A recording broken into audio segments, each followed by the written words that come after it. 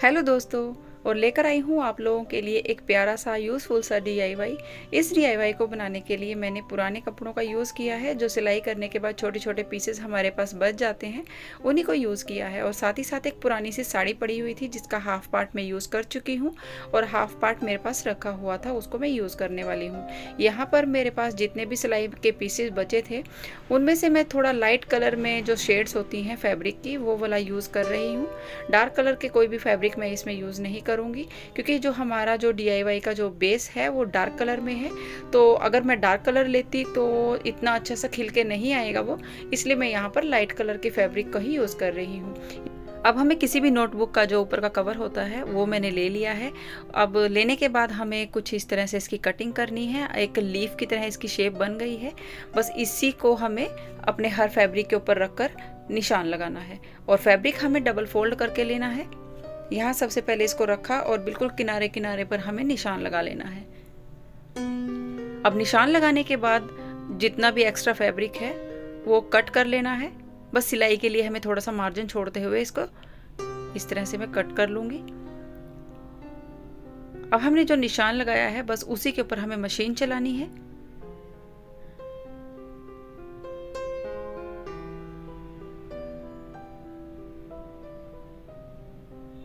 बहुत ही easy DIY है, लेकिन बनकर बहुत ही ब्यूटीफुल बनने वाला है जब आप इसको एंड में देखोगे। ये देखिए, अब एक्स्ट्रा फैब्रिक को भी कट कर लिया है और छोटे छोटे कट लगाने के बाद इसको हम सीधा कर लेंगे। कट लगाने से जो हम इसको सीधा करते हैं, इसके किनारे काफ़ी फिनिशिंग के साथ हमारे बन जाते हैं, इसलिए कट लगाना बहुत ज़रूरी है। तो यहाँ मैं इसको सीधा कर रही हूँ।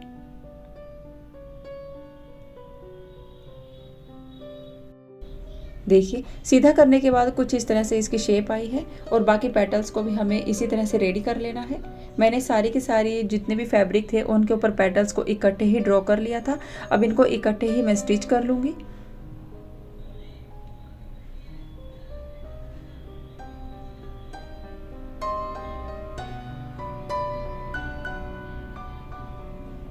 अब यहाँ लेते हैं एक फैब्रिक का पीस। इसकी मेजरमेंट आप स्क्रीन पर देख सकते हैं।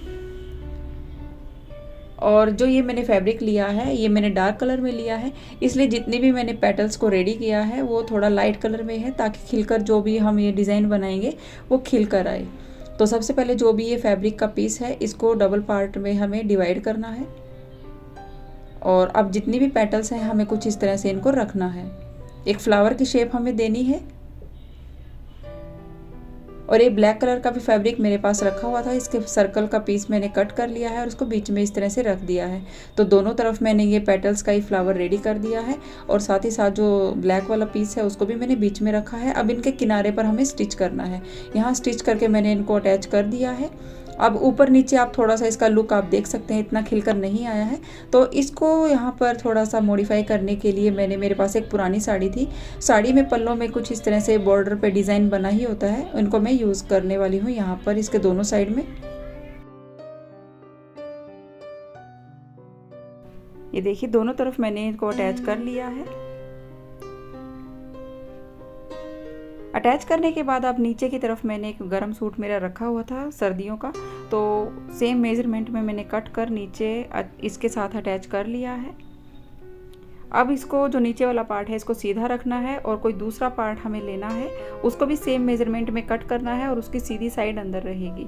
अब दोनों की ही सीधी साइड अंदर है, इसको हमें चारों तरफ से हमें स्टिच करना है। पूरा स्टिच करना है, बस थोड़ा सा पार्ट हमें थोड़ा सा छोड़ देना है, ताकि जिससे हम इसको सीधा कर सकें। ये देखिए, चारों तरफ से इसको मैंने स्टिच भी कर लिया है।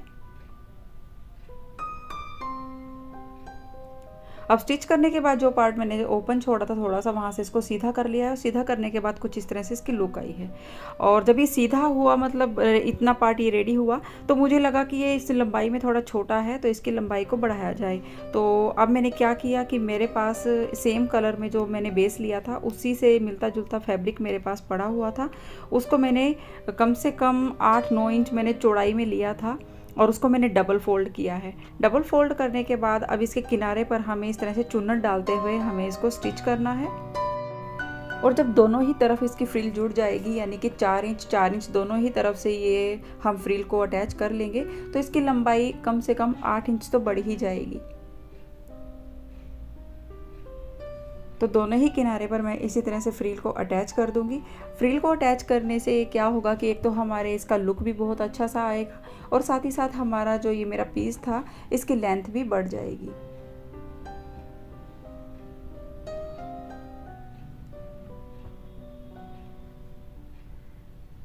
अभी जो फ्रिल मैंने अटैच की है इसको हमें बाहर की तरफ मतलब इसको मोड़ना है और ऊपर से हमें स्टिच कर देना है। ये बहुत ही अच्छे से इसके साथ फिक्स हो जाएगा और धागे वगैरह जो नीचे की तरफ फैब्रिक में है वो भी बिल्कुल दिखाई नहीं देंगे।